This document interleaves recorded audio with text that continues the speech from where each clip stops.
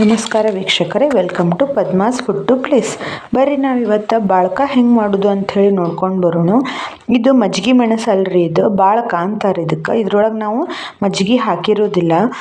ನಾ ಇಲ್ಲೇ ಒಂದು ಪ್ಯಾನ್ ಇಟ್ಟು ಅಲ್ಲೇ ಸ್ವಲ್ಪ ಮೆಂತ್ಯ ಹಾಕಿ ಹುರಿಲಿಕತ್ತೀನಿ. ಒಂದು ಅರ್ಧ ಕಪ್ ಆಗುವಷ್ಟು ಮೆಂತ್ಯ ತೊಗೊಂಡೀನಿ ರೀ ನಾನು. ಇವಿಷ್ಟು ಹುರ್ಕೋಬೇಕ್ರಿ ಸಣ್ಣ ಉರಿ ಒಳಗೆ. ಮೆಂತ್ಯ ಜೋಡಿ ನೋಡ್ರಿ ಒಂದು ಸ್ವಲ್ಪ ಇಂಗು ಹಾಕ್ಕೋಬೇಕು. ಇಂಗು ಹಾಕ್ಕೊಳ್ಳೋದ್ರಿಂದ ಆ ಮೆಣಸಿನ್ಕಾಯಿ ರುಚಿ ಇನ್ನೂ ಹೆಚ್ಚು ಮಸ್ತ್ ಬರ್ತಾವ್ರಿ. ಅದಕ್ಕೆ ಸಣ್ಣ ಉರಿ ಒಳಗೆ ಹುರ್ಕೊಂಡೆ. ಈಗ ನಾ ಇಲ್ಲೇ ಗಟ್ಟಿ ಹಿಂಗೆ ಹಾಕ್ಲಿಕತ್ತೀನಿ. ಪೌಡ್ರ್ ಹಿಂಗಿದ್ರೆ ಪೌಡ್ರ್ ಹಿಂಗು ಹಾಕ್ಕೋಬೋದು. ಇದು ಫುಲ್ ಹುರಿದಾದ್ಮೇಲೆ ಫುಲ್ ಇದಾಗಬೇಕ್ರಿ, ತಣ್ಣಗೆ ಆಗ್ಬೇಕು. ಇದನ್ನು ಸೈಡಿಗೆ ಎತ್ತಿಟ್ಕೊಳ್ಳೋಣ. ಈಗ ನೋಡ್ರಿ ನಾ ಇಲ್ಲೇ ಕಲ್ಲುಪ್ಪು ತೊಗೊಂಡಿನಿ. ನೀವು ಪುಡಿ ಉಪ್ಪು ತೊಗೋಬೋದು. ಇದಕ್ಕೆ ಪುಡಿ ಉಪ್ಪು ತೊಗೊಂಡ್ರು ಮಿಕ್ಸರಿಗೆ ಹಾಕ್ಕೋಬೇಕ್ರಿ. ಅದನ್ನು ಹಿಂಗೆ ಉಪ್ಪು ಹಾಕ್ಕೋಬೇಕು. ಒಂದು ಅರ್ಧ ಪ್ಯಾಕೆಟ್ ಉಪ್ಪು ಹಾಕ್ಕೊಂಡೆ ನಾ ಇಲ್ಲೇ. ಅರ್ಧ ಪ್ಯಾಕೆಟ್ ಉಪ್ಪು ಮತ್ತು ಮೆಂತ್ಯ ಅದಲ್ಲ, ಈಗ ಮೆಂತ್ಯ ನೋಡ್ರಿ ಒಂದು 5 ಸ್ಪೂನ್ನಷ್ಟು ಮೆಂತ್ಯ ಹಾಕ್ಕೊಳ್ಳಿಕತ್ತೀನಿ. ಅರ್ಧ ಪ್ಯಾಕೆಟ್ ಉಪ್ಪಿಗೆ ನಾನು 5 ಟೇಬಲ್ ಸ್ಪೂನ್ ಇರ್ತಾವಲ್ರಿ, ಟೇಬಲ್ ಸ್ಪೂನ್ನಷ್ಟು ಉಪ್ಪು ಹಾಕ್ಕೊಳ್ಳಿಕತ್ತೀನಿ. ಇದನ್ನು ಸ್ವಲ್ಪ ಕಡಿಮೆ ಏನು ಹಾಕ್ಕೋಬಾರ್ದು, ಜಾಸ್ತಿ ಹಾಕ್ಕೊಂಡ್ರೆ ಒಂದು ಸ್ವಲ್ಪ ಕಹಿ ಬರ್ತಾವಂಥೇಳಿ ನಾ ಒಂದು 5 ಸ್ಪೂನ್, ಒಂಚೂರು ಹೆಚ್ಚು ಕಡಿಮೆ ಆದರೆ ಏನೂ ಆಗೋದಿಲ್ಲ. ಒಂದು 5 ಸ್ಪೂನಷ್ಟು ನಾ ಇಲ್ಲಿ ಹಾಕ್ಕೊಂಡೆ. ಈಗ ಇದನ್ನಷ್ಟು ಮಿಕ್ಸರ್ ಮಾಡಬೇಕು. ಈಗ ನಾವು ಪುಡಿ ಉಪ್ಪು ತೊಗೊಂಡ್ರೂ ನಾವು ಹಿಂಗೆ ಮಾಡ್ಬೇಕ್ರಿ, ಇದನ್ನು ಮಿಕ್ಸರ್ಗೆ ಹಾಕ್ಕೋಬೇಕು. ಮೆಂತ್ಯ ಮತ್ತು ಉಪ್ಪು ಸರಿಯಾಗಿ ಕೂಡ್ಬೇಕ್ರಿ ಅದು. ಇದಿಷ್ಟು ಆದಮೇಲೆ ಹಿಂಗೆ ಪೌಡ್ರ್ ಆಯ್ತು ನೋಡ್ರಿ ಉಪ್ಪು. ಈಗ ಇದನ್ನು ಒಂದು ಬೌಲ್ ಒಳಗೆ ತಕ್ಕೊಳ್ಳೋಣ. ಈ ಬಾಳ್ಕ ಅದಲ್ಲ, ಭಾಳ ಮಂದಿದು ಫೇವ್ರೇಟ್ ನೋಡ್ರಿ ಇದು. ಮತ್ತು ದಿನಾನು ಭಾಳ ದಿನ ತಾಳ್ಕಿ ಬರ್ತದೆ ಇದು. ಈಗ ಇಂಥ ದಪ್ಪ ಮೆಣಸಿನ್ಕಾಯಿ ತೊಗೊಂಡಿನಿ ರೀ ನಾನು. ಇದು ಖಾರ ಒಟ್ಟೆ ಇಲ್ಲ.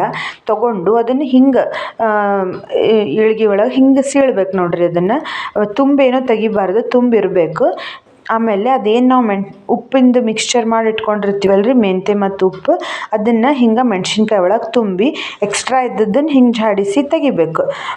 ಇದನ್ನಿಷ್ಟು ಮಾಡಿಕೊಂಡು ಎಲ್ಲ ಮೆಣಸಿನ್ಕಾಯಿ ಎಲ್ಲ ರೆಡಿ ಆದಮೇಲೆ ಅದನ್ನೇನು ಮಾಡ್ಬೇಕ್ರಿ, ಒಂದು ಬುಟ್ಟಿ ಒಳಗೆ ಹಾಕಿಟ್ಟಿರ್ಬೇಕು. ಇದನ್ನು ಹಾಕಿಟ್ಟು ರಾತ್ರಿ ಇಡೀ ಅದನ್ನು ಹಂಗೆ ಇಡಬೇಕು. ಈಗ ನಾವು ಸಂಜೆ ಮುಂದೆ ಇದೆಲ್ಲ ಮಾಡ್ಕೊಂಡು ಬಿಟ್ರೆ ಒಂದು ಇಡೀ ರಾತ್ರಿ ಏನಾಗಬೇಕ್ರಿ, ಅದು ಹಂಗೆ ಇರಬೇಕು. ಈಗ ನಾವು ಇದು ಹಾಕಿದ ತಕ್ಷಣ ಬಿಸಿಲಿಗೆ ಹಾಕೋಂಗಿಲ್ಲ.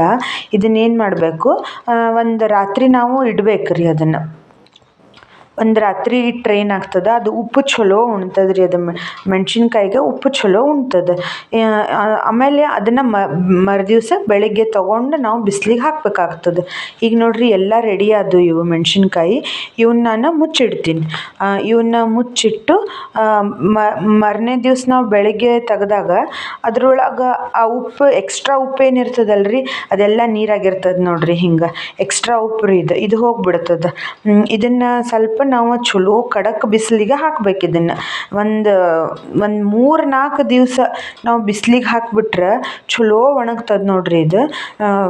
ಮತ್ತೇನು ಗೊತ್ತ್ರಿ, ಇದು ಭಾಳ ಅಂದ್ರೆ ಭಾಳ ರುಚಿ ಅನ್ನಿಸ್ತದೆ ರೀ. ಈ ಮಜ್ಜಿಗೆ ಮೆಣಸಿನ ರುಚಿನ ಬೇರೆ, ಈ ಮೆಣಸಿಂದ ರುಚಿನ ಬೇರೆ. ಇಂಥ ಮೆಣಸಿನ್ಕಾಯಿನ ತೊಗೋಬೇಕ್ರಿ. ಇದಕ್ಕೆ ಸ್ವಲ್ಪ ದಪ್ಪಂದು ದೊಡ್ಡದಿರೋದು ನೋಡ್ರಿ. ಇದು ಫುಲ್ ಒಣಗ್ತು ಒಂದು 4-5 ದಿವ್ಸಕ್ಕೆ. ಎಂಥ ಮಸ್ತ್ ಆಗ್ಯಾವ ಅಂತೀರಿ. ಕರೆದೆ ನಾನು ಇವತ್ತು. ಭಾರಿ ರುಚಿಯಾಗ್ಯಾವ ನೋಡ್ರಿ ಇವು ಮೆಣಸು.